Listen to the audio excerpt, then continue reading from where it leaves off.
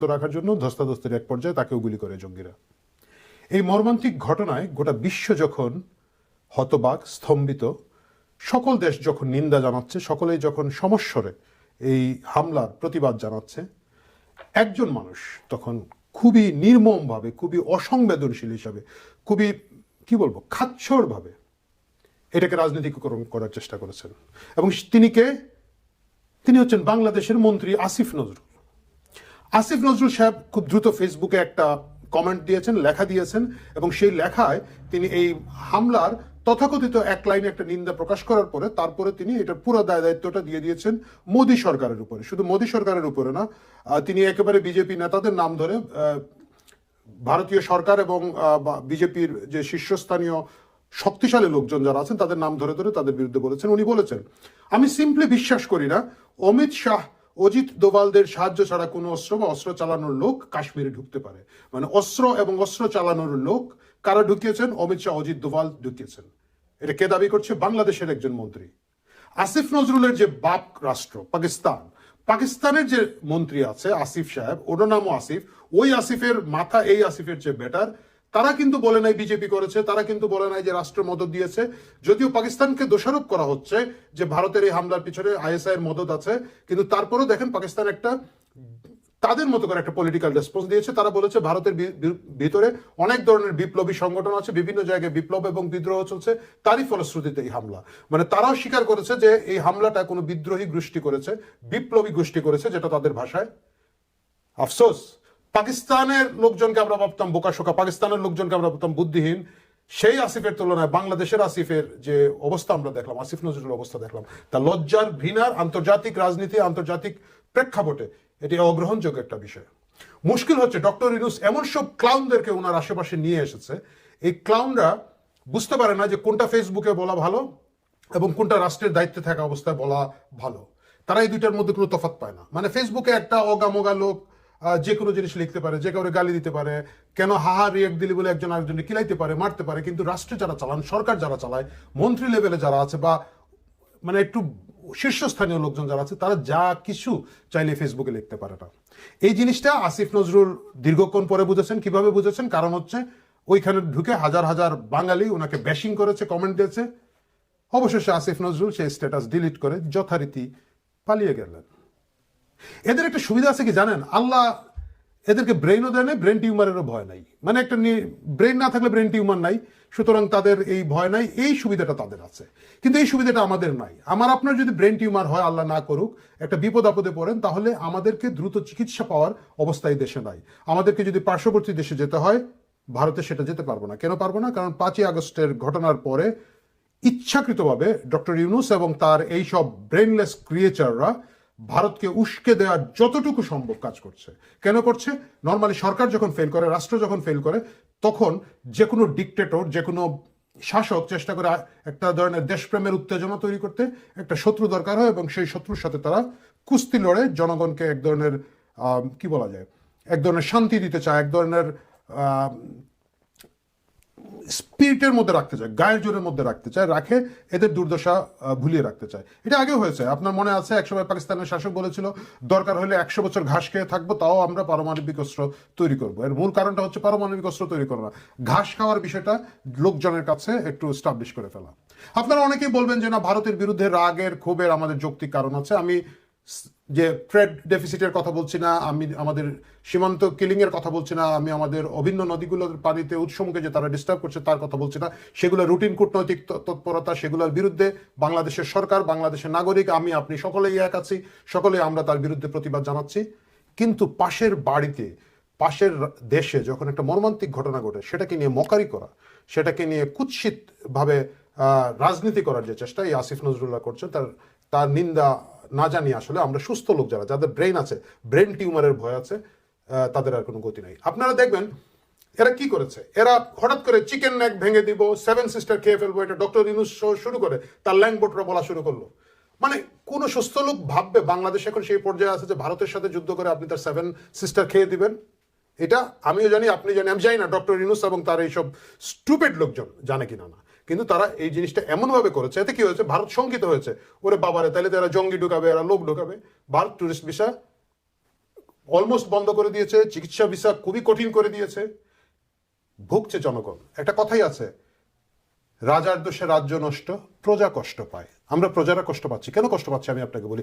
আপনারা প্রিয় দর্শক অনেকেই জানেন যে আমি লন্ডনে এসেছিলাম, আমার 2022 সাল থেকে এখানে চিকিৎসা চলছে। আমাকে রুটিন মাফিক বছরে একবার আসতে হয়। আল্লাহ আমাকে সেই সামর্থ্য দিয়েছেন বলে হয়তো আমি আসতে পেরেছি। কিন্তু সাধারণভাবে যদি আপনি চিন্তা করেন, একজন সাধারণ বাঙালি নাগরিক, একজন সাধারণ চাকরিজীবী, ব্যবসায়ী, মধ্যবিত্ত মানুষ, তার যদি একটা চিকিৎসার প্রয়োজন হয়, একটু জটিল চিকিৎসার প্রয়োজন হয়, আমরা সাধারণত এই নাগরিকদেরকে দেখতাম ভারতে যেতে, কারণ ভারতে যাতায়াত করার সুবিধা, খরচ কম হয়। আজকে এই ডক্টর ইউনূস, আসিফ নজরুলের মতো লোকজনের উস্কানিতে সেই পথটা রুদ্ধ হয়ে গেছে আমাদের। হ্যাঁ, শেখ হাসিনা ওইখানে আছেন, সেটা নিয়ে যদি রাজনৈতিক টানাপোড়েন থাকে, সেটা সেই জায়গায় ভদ্রভাবে রাখা সম্ভব। কারণ কি, আপনি দেখেন তারেক রহমান কি 2007-এর পরে লন্ডনে চলে আসেন নাই? উনি কিন্তু, তারেক রহমান কিন্তু এখানে আছেন। তার বিরুদ্ধে কি আওয়ামী লীগ পার্সু করে নাই? তার বিরুদ্ধে কি সরকার চেষ্টা করে নাই যে তারেক রহমানকে এনে বিভিন্ন, তার যে কারাদণ্ড, তার মৃত্যুদণ্ড, তার অন্যান্য দণ্ড আছে, সেগুলো ভোগ করানোর জন্য? এটা নিয়ে কি তারা ব্রিটিশ সরকারের বিরুদ্ধে কখনো খুব উস্কানিমূলক কিছু করেছে? ব্রিটিশ এবং বাংলাদেশ রাষ্ট্র যে সম্পর্ক, সরকার টু সরকার যে সম্পর্ক, সেটা কিন্তু নর্মাল ছিল। বাংলাদেশ তার মতো করে পার্সু করেছে।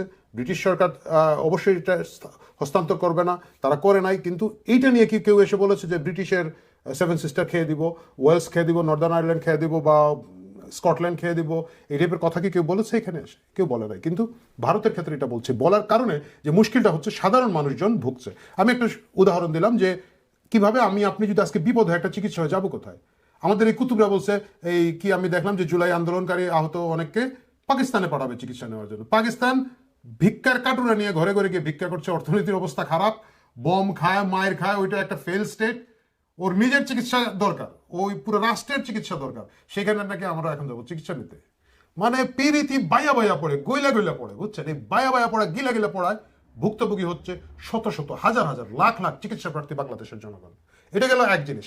আপনি দেখবেন আরেকটা কাজ কি হয়েছে, ট্রান্সশিপমেন্ট বাতিল করে দিয়েছে আমাদের বাণিজ্য উপদেষ্টা, আরেক কুতুব। বাণিজ্য উপদেষ্টা কি বললেন, এতে আমাদের কোনো ক্ষতি হবে না। কয়দিন পরে বলে 2000 কোটি টাকা বছরের লস হবে। 2000 কোটি টাকা বাংলাদেশের ক্ষতি হবে, কারণ ভারত ট্রান্সশিপমেন্ট বন্ধ করে দিয়েছে। ভারত কেন ট্রান্সশিপমেন্ট বন্ধ করে দিয়েছে? কারণ সেই টিএসসি থেকে শুরু করে একেবারে এই রাষ্ট্রীয় অতিথি ভবন যেখানে ইউনুস সাহেব থাকেন, যমুনা পর্যন্ত প্রত্যেকে সেভেন সিস্টার খায়া দেবে, সেভেন সিস্টার খায়া দেবে। ওনারা আরেকজনকে নিয়ে আসছে না, ওই যে ইংরেজিতে খুব বক্তৃতা দেয়, বিডার চেয়ারম্যান, আমি ভদ্রলোকের নামটা ঠিক মনে করতে পারছি না, কার কথা বলছি, যে তার ইংরেজি বক্তৃতা খুব পপুলার হলো, খুব জনপ্রিয় হলো, আমরা সবাই হাততালি দিলাম। আপনি দেখেন ইনভেস্টমেন্ট সামিটে সে কি বলতেছে, ইনভেস্টররা আসো, এখানে থাকবা, এখান থেকে করে সেভেন সিস্টারে যাইতে পারবা, সেভেন সিস্টারের মাধ্যমে নেপালে যেতে পারবা, ভুটানে গিয়ে রফতানি করতে পারবা। আরে ভাই, পাশের বাড়ি তোমাকে সেভেন সিস্টারে অ্যাক্সেস দিবে কি না? মানে যদি বলতো যে ভারতে রফতানি করতে পারবা, তাহলে আমি মানতাম যে গোটা ভারত একটা পটেনশিয়াল রাষ্ট্র হিসাবে সে বলছে যে ওই দেশে আমরা রফতানি করবো। দেশ না, বক্তৃতা বলছে সেভেন সিস্টার রফতানি করতে পারবা। মনে হচ্ছে যে সেভেন সিস্টার লেখে দিয়ে দিছে আমাদেরকে, মনে হচ্ছে সেভেন সিস্টার আমাদের কারো কাবিনের সম্পত্তি ছিল, ওইটা বা আমাদের কি বলে ফরাজের সম্পত্তি ছিল, নানা বাড়ি থেকে গিয়ে উদ্ধার করে নিয়ে আসতেছি। এই যে টেনশন তৈরি করা, এই যে 2000 কোটি টাকা রাষ্ট্রের ক্ষতি করে দেওয়া বছরে, এবং এই টাকাটা কে দিবে? এটা কিন্তু ডক্টর ইউনূস দেবে না, এটা কিন্তু ওই ক্ষুদ্র ঋণের কিস্তি না। এই টাকাটা কে দিবে? সাধারণ ব্যবসায়ী দিবে। এই 2000 কোটি টাকা কিন্তু শেষ না, 2000 টাকা শুধু খরচ বাড়বে এক্সপোর্টের। এটার কারণে যেটা হবে, বাংলাদেশ তার কম্পিটিটিভ অ্যাডভান্টেজ হারাবে। আমরা কম্পিটিশনে টিকতে পারবো না অন্যান্য দেশের সাথে, কারণ আমাদের ট্রান্সপোর্ট করার খরচ 2000 কোটি টাকা বেড়ে যাবে। বাইরেরা তখন আমাদেরকে অর্ডার দেওয়া কমিয়ে দিবে, ক্রেতারা আমাদের দেশ থেকে কেনা কমিয়ে দিবে। সেটার একটা বিরাট এফেক্ট আছে, সেটার একটা বিরাট প্রতিক্রিয়া আছে। অর্ডার কমে যাবে, শিল্প কারখানা বন্ধ হয়ে যাবে। আপনারা জানেন যে জিডিপি এখন মাত্র গেস করা হচ্ছে 3%-এ নেমে আসবে, যেটা আমাদের 6-7-8% পর্যন্ত সাধারণ জিডিপি দীর্ঘদিন ধরে চলে আসছে। সে প্রবৃদ্ধির হার এখন 3% নেমে যাবে। হ্যাঁ, আপনারা অনেকে বলবেন তাহলে কি হচ্ছে, সবজির দাম তো কম আছে। হ্যাঁ, সবজি খান, সবজি খান, কিন্তু সেই সবজি খাওয়া ছাড়া আর কোনো গতি কিন্তু এরা করতে পারবে না। এই সেই আসিফ নজরুল, সে যে এইবারই প্রথম অসংবেদনশীল কথা বলছে তা কিন্তু নয়। বলেছিল 26 লক্ষ ভারতীয়রা চাকরি করে বাংলাদেশে। 26 লক্ষ ভারতীয় কোথায় চাকরি করে? নিশ্চয়ই ঠাকুরগাঁও করে না, নিশ্চয়ই সিলেটের বিয়ানীবাজারে করে না, নিশ্চয়ই পঞ্চগড়ে করে না, বা নিশ্চয়ই ঝালকাঠিতে করে না। তাহলে এরা কোথায় করে? নিশ্চয়ই ঢাকায় করে। ঢাকার জনসংখ্যা 2 কোটি। 26 লক্ষ লোক যদি ভারতীয় লোক এখানে কাজ করতো, তাহলে দেখা যেত কত? মোর দেন 10%, রাইট? সো দেখা যেত প্রতি 10 জনে একজন রিক্সাওয়ালা ভারতীয়, দেখা যেত প্রতি 10 জন সিকিউরিটি গার্ডের একজন ভারতীয়, দেখা যেত প্রতি অফিসের 10টা অফিসারের একজন ভারতীয়, 10টা পুলিশের একজন ভারতীয়। আদৌ কি তাই? সেই 26 লক্ষ লোক তো এখন আর হিসাব দেয় না। সেই 26 লক্ষর হিসাব কিন্তু আসিফ সাহেব দেয় না। আমি মানলাম তখন যেটা ছিল যে আপনাকে বেকুব পালতে হবে, বেকুব সাপোর্টার আপনাকে রাখতে হবে, আপনাকে বেকুবের উপরে ডিপেন্ড করে আপনাকে রাজনীতি করতে হবে, আমি জানি আপনার। এবং বেকুব পালার সবচেয়ে সহজ উপায় হচ্ছে যে ভারত বিরোধী একটা ট্যাগ নিয়ে চলা এবং কারো গায়ে ভারত প্রেমী রয়্যাল এজেন্ট বলা। That's okay. এটা ছিল পলিটিক্স যখন আপনারা করছিলেন, তখন আপনারা বেকুব নিয়ে নাচছেন, বেকুবরে নাচাইছেন। সেই বেকুবরে আবার আপনার মনে আছে কিনা, আরেকবার কিন্তু আপনি ফেসবুক পোস্ট হাইড করেছিলেন, আপনার মেয়ের ছবি দিয়েছিলেন। আমি সেই দিকে যেতে চাই না, সেটা ভিন্ন বিষয়। কিন্তু এই বেকুব আপনি তখন নাচছেন, তখন রাজনীতি করেছেন, কিন্তু আপনি যখন রাষ্ট্রের দায়িত্বে আছেন, সরকারের দায়িত্বে আছেন, তখন আপনাদের উচিত অনেক ভেবে চিন্তে কথা বলা, এমন কিছু না বলা।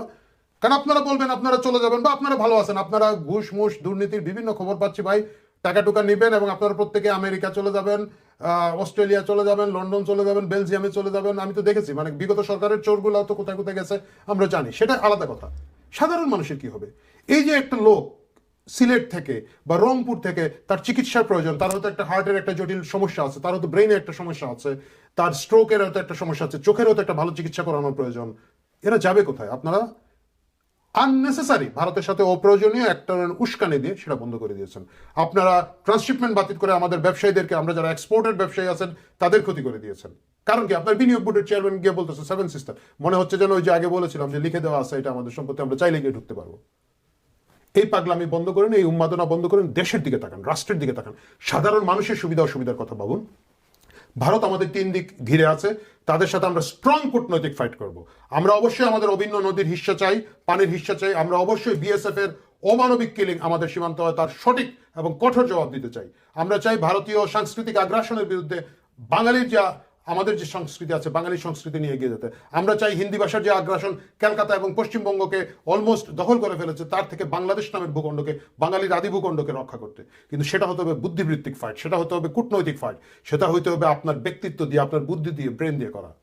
আপনাদের যাদের ব্রেন নাই, আপনারা সেই ফাইট দেওয়ার নামে অমানবিক কিছু করেন না। মানুষ সেটা যে দেশেই মারা যাক, যেখানেই মারা যাক, নির্দোষ মানুষ মারা গেলে নিন্দা করতে শিখুন, সেটাকে নিয়ে রাজনীতি করা বাদ দিন। আমি জানি আপনি শুরুতেই বলেছিলাম ব্রেন নাই, বুঝতে পারবেন না, বলার দায়িত্ব বললাম, চেষ্টা করেন বুঝতে। যদি বুঝেন আপনাদের নতুন করে আর কোনো উপকার হবে না, সাধারণ মানুষের, বাংলাদেশের বাঙালি মানুষের কিছুটা হলে উপকার হবে। প্রিয় দর্শক, ভালো থাকুন।